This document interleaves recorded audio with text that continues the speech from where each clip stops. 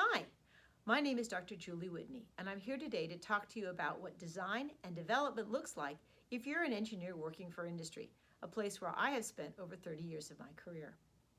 When I say working for industry, what I mean is working for one of the zillions of companies who exist to create products for customers. These customers can be other industries, governments, schools, nonprofit organizations, or consumers like you and me.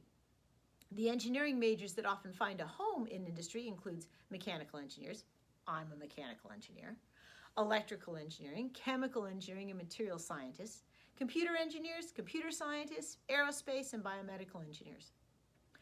There are three common traits to this type of design and development that I'd like to highlight today. The first is that the products and services you create are always going to be going into highly competitive markets. For this reason, the work is fast-paced and almost always what we jokingly call on the bleeding edge of technology. The second is that design and development, as a design development engineer, you frequently own only a small piece of a larger product. In most companies, no one can possibly understand, in the depth required, the important design features of components that make up today's complex systems. No one individual has the bandwidth to design and develop all of the components that are going to be needed to work together flawlessly. On the other hand, this specialization allows you, as a person developing your subsection, to be your company's expert on that subsection. And depending upon how well you do that job, you may be the world's expert as well. Lastly, this type of role is focused heavily on the prototype test phase of the design cycle. Guiding these efforts is as much research, competitive benchmarking, and modeling as you can get your hands on. But at the end of the day, you design, build, and test until you break in some way your design. Then you analyze, hypothesize, change your design, tweak your build, and test again. I'm going to illustrate these points with a few stories from my own career. And I'm going to start off with the story of something that happened when I was at General Motors working on the transmission for the M1 Abrams tank.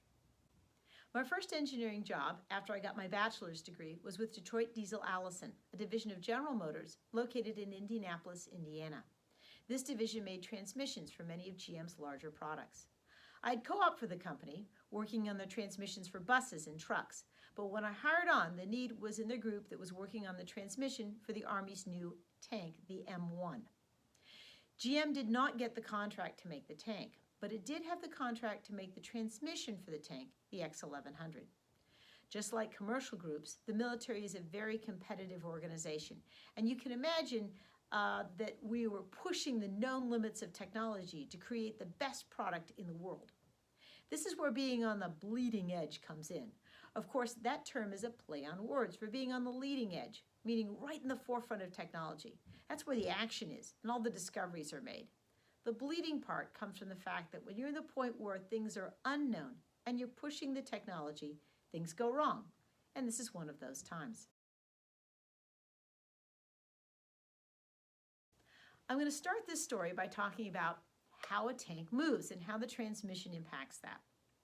The transmission takes its input from the engine, in this case it was a gas turbine engine, and puts the output out to the two driving treads going on either side of the tank.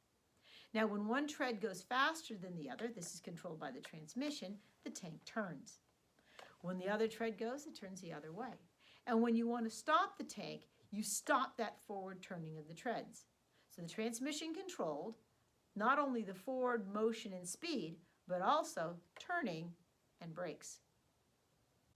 The type of test we were doing was something called tank cycles. Now at this point, the transmission is fairly far along and they have it in prototype tanks. And one of the main tests for tanks is to run something called a tank cycle. In this case, the tank careens up to the top of the hill, fires a fake ammunition, goes back down the hill, reloads behind the hill where it's protected from enemy fire, reloads, goes back up to the top of the hill and fires again. So it's going up top speed, throwing on the brakes, firing, backing down at top speed, throwing on the brakes, reloading, going up to the hill, and repeating that over and over again. So the braking inside of a transmission was done with the clutch. So the clutch plates are a pack of metal plates and metal plates that have friction material on them. And this pack of plates slips past each other until they're going the same speed and then gets pushed together. Now, as you can imagine, if you're absorbing the energy from something that weighs as much of a tank as it's coming down a hill and stopping, that energy goes into heat. And that heat pretty soon was destroying that friction material on the clutch plates. And that friction material was coming off and floating around in the fluid, the transmission fluid. Well, eventually that would float around and it would clog the filter, it would clog the transmission at various points and cause damage. And so what the decision was initially was to put an indicator on the dashboard of the tank to tell the person driving the tank that their fluid was dirty and in need of an oil change, and they would need to go back and get their tank fixed. Now, I didn't think this was such a great idea on a battlefield, but that was a decision that was made. So here's what happened.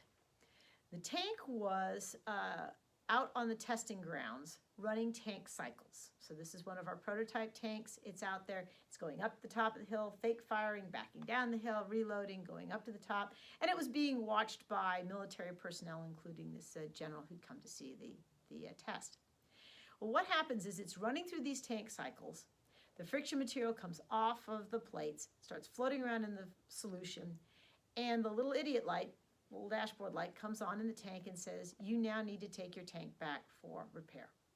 So the driver of the tank, not being in battle, started to go back for repair. Went down the top of the hill, started down the hill, and at the time he started down the hill, the filter material had come off enough to clog a filter inside the transmission. That filter was supposed to take that stuff out of there, and it did, but it became clogged.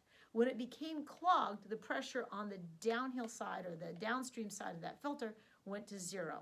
When the pressure goes to zero, or atmospheric, the transmission shifted into neutral. Okay, when your transmission's in neutral, it's not covering anything. That means you have no brakes, no steering. You're going down this hill. The top speed of an M1 tank is 45 miles an hour. You're going down this hill. You have all this mass. You have no steering. You have no brakes. The tank veered off the road, went into a grove of trees. The guys in the tank were fine. They're strapped into a tank. But the tank knocked over a bunch of trees, which fell over, and one of the trees unfortunately fell over, and the story goes, landed on and killed one of the general's dogs, I'm sad to say. This created quite a stir, and the next morning when I got into work, there was an accident report up on the bulletin board. That's what we had at the time. And they immediately had a new design for a filter bypass valve, such that when the filter sensed enough of a pressure differential across it, it would bypass it and go around, and so this would not happen again. Now, eventually the tank went out into production. We got those bugs worked out, and it turned out to be a fantastic tank for the Army. But it wasn't without a few mishaps in the meantime.